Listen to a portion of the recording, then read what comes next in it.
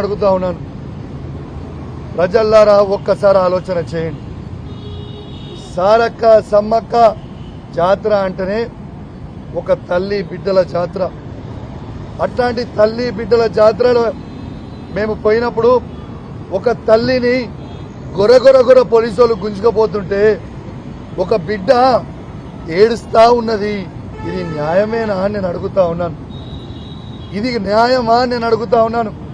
నేను బాధ్యత కలిగిన శాసనసభ్యుని ఆ నియోజకవర్గంలో దళిత మహిళ అయిన సర్పంచ్ అక్కడ ఇంత దొర అహంకారం కొని ఒక ప్రైవేటు వ్యక్తికి ఇలా ముఖ్యమంత్రి రేవంత్ రెడ్డి గారి ఇన్స్ట్రక్షన్స్ మేరకు ఒక ప్రైవేటు వ్యక్తికి గన్మెన్ లెక్క వార్డు మెంబర్ కూడా గెలవని వ్యక్తికి గన్మెన్ లాగా సిపి గారు నిలవడం ఒక సిగ్గు చేటు అని చెప్పక తప్పదని చెప్పి సందర్భంగా తెలియజేస్తా ఉన్నాను.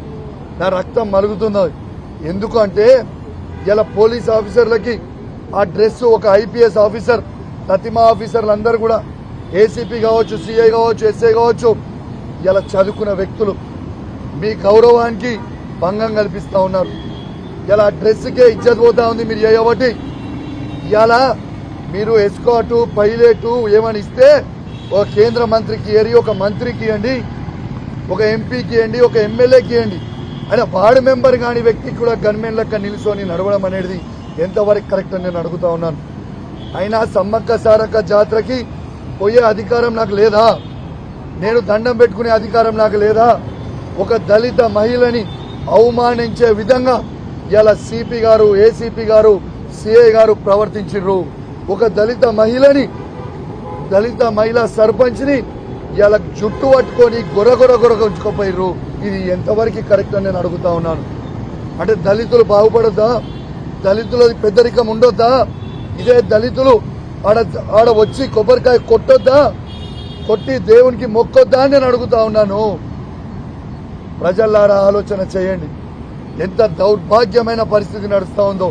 రేవంత్ రెడ్డి గారు ఆ రోజు అన్నారు, రేవంత్ రెడ్డి గారిని గొరగొర గుంజుకపోయినా. మరి ఇవాళ రేవంత్ రెడ్డి గారు మరి నువ్వు మీ అధికారులకి ఏం ఆదేశిస్తా ఉన్నావు అని చెప్తా ఉన్నాను. నేను గ్యారంటీగా చెప్తా ఉన్నాను, రేవంత్ రెడ్డి గారు కాసుకోండి. మీరు ఎంత హరాస్మెంట్ అని చేసినా నేను మిమ్మల్ని వదిలిపెట్టను, ఆ పోలీస్ ఆఫీసర్లను కూడా వదిలిపెట్టను. ఇది నా మాట అని చెప్పి ఈ సందర్భంగా మీ అందరు కూడా మీ ద్వారా వాళ్ళని హెచ్చరిస్తా ఉన్నాను.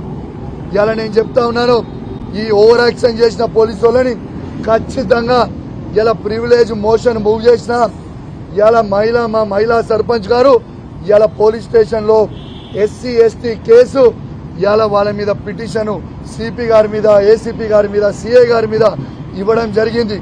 ఎంత దారుణం అంటే ఇలా మా సర్పంచ్ గారు కూడా ఆడ పిటిషన్ ఇవ్వనికపోతే రిసీవ్డ్ కాపీ ఇస్తలేరు. రిసీవ్డ్ కాపీ ఇదా మీ పరిస్థితి అని నేను అడుగుతా ఉన్నాను. ఇలా రిసీవ్డ్ కాపీ ఇస్తలేను. ఖచ్చితంగా చెప్తా ఉన్నా, రేపు ఎస్సీ కమిషన్ కూడా రేపు ఖచ్చితంగా దళిత మహిళను తీసుకొని పోతాం. ఇలా ఎస్సీ కమిషన్ పోతాం, రేపు హ్యూమన్ రైట్స్ కూడా పోతాం. ఖచ్చితంగా దీన్ని ఇచ్చిపెట్టే ప్రసక్తే ఉండదు. నేను ఒకటే అడుగుతా ఉన్నాను, నేను రాజకీయాల్లో ఉన్నా, నేను బాధ్యత కలిగిన శాసనసభ్యులుగా. నా భార్య బిడ్డ ఏమి చేసిందని గొరగొరకించుకొచ్చారు.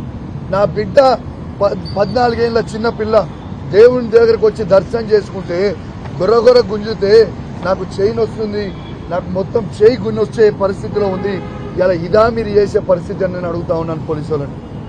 ఒక సమ్మక్క సారక్క దర్శనం చేసుకునే అవకాశం స్థానికంగా ఉన్న ఎమ్మెల్యేకి, స్థానికంగా ఉన్న సర్పంచ్కి నా సొంత గ్రామంలో లేదా అని నేను అడుగుతా ఉన్నాను. తెలంగాణ ప్రజల్లారా, హుజురాబాద్ నియోజకవర్గ ప్రజల్లారా, ఎంత హరాచకం చేస్తారో ఒక్కసారి ఆలోచన చేయండి. ఇలా నేను చెప్తా ఉన్నాను, ఇలా కొందరు పెద్ద మనుషులు ఆడ మాట్లాడుతూ ఉన్నారు. అయ్యా మీకు తెలియదు కావచ్చు, తెలుసుకోండి. తెలియకపోతే మీ నడిచే ప్రతి రోడ్డు ఇవాళ హుజురాబాద్ నియోజకవర్గంలో కావచ్చు, వీణవంక గ్రామ పంచాయతీలో కావచ్చు, ఇలా కేసీఆర్ నాయకత్వంలో వేసింది కౌశిక్ రెడ్డి. ఇవాళ మీకు వేసిన మోరీలు కట్టించింది కౌశిక్ రెడ్డి. 30 కోట్ల రూపాయలతో రోడ్లు వేయించింది కౌశిక్ రెడ్డి. ఇలా 1000 కోట్ల రూపాయల అభివృద్ధి చేయించింది కేసీఆర్ నాయకత్వంలో మేమే తప్పితే మీరు కాదు. ఎంత దారుణమైన పరిస్థితి అంటే ఆఖరికి ఆ సమ్మక్క జాతర గద్దెలు, ఆ గద్దెల మీద గ్రెనైట్, ఆ గద్దెల మీద రేలింగ్, ఆడ ఉన్న చుట్టూ సీసీ, ఆడ లైట్లు నా సొంత డబ్బులతోని 30 లక్షల రూపాయలతోని నేను ఆడ దానం చేసిన ప్రజలకి బాగుండాలని. ఇలా భక్తులు కొడుతున్న ప్రతి కొబ్బరికాయ అది నేనే ఇప్పించిన గ్రానైట్, నేనే ఇచ్చిన రేలింగ్, ఇలా నేనే ఇచ్చిన సీసీ, ఇలా అవన్నీ కూడా నేనే ఇచ్చినయే. అట్లాంటిది ఇలా సమ్మక్క సారక్క ఇలా మీకు ఆశీర్వదిస్తుందా రేవంత్ రెడ్డి గారు? మీరు ఈ పరిస్థితి చేస్తే ఏమనుకుంటున్నారు మీరు? కానీ మీరు ఎన్ని చేసినా ఎన్ని ఇబ్బందులు పెట్టినా మీరు ప్రజలకు ఇచ్చిన 6 గ్యారెంటీల మీద ప్రశ్నిస్తూనే ఉంటాం, నిన్ను నిలదీస్తూనే ఉంటాం. బిడ్డ నిన్ను అసలే